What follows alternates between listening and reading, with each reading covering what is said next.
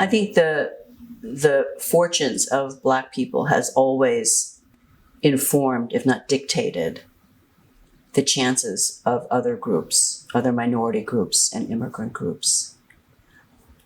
That reversal of Reconstruction was such a comprehensive victory for white supremacy that it closed doors all over the place.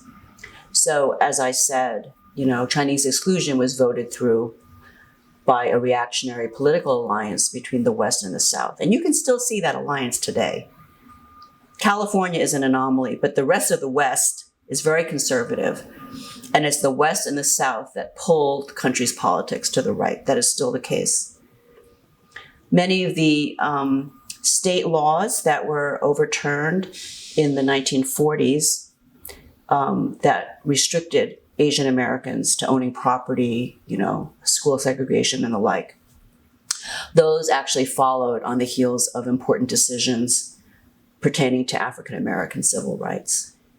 So anti-miscegenation laws fell through Black cases. Restrictive covenants in real estate fell through a Black civil rights case. And so when Blacks made progress, other minorities made progress. So there's always been a connection. But, there are also differences. There's also divergences. Black people are undeniably citizens of this country. There may be people who want to make them into second-class citizens, but they are undeniably citizens. The citizenship of immigrant groups like Asians has always been an open question, if not politically, then culturally. So that's one difference. And I think that's something that you see play out in ways that are troubling. After 9/11, the Muslim terrorists became the other. And there was a lot of media work done to unite Americans from all backgrounds, including Black people, Latinos, Asian Americans, against the Muslim terrorists. So being an American then was capacious enough in that moment that everybody could be rallied, right, against the Muslim terrorists, right? And even today, people don't like to talk about this. They find it embarrassing that some of the people who have attacked Asian Americans on the streets have been Black. And I have thought about that.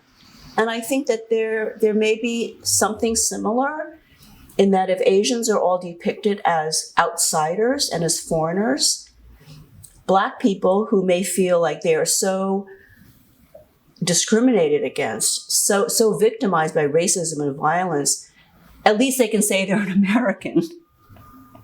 And they can vent their frustrations out against Asians who they think don't belong here. That's what they say. You don't belong here, right? So I think that there's a lot of troubling psychology, political psychology that goes into these things. But we have to understand white supremacy, racism only helps white supremacy. Doesn't help any minority group, right? Racism exists in our society, so everybody in society can be infected by it. There are Asian Americans who are racist against Blacks and Latinos. That's hardly a secret.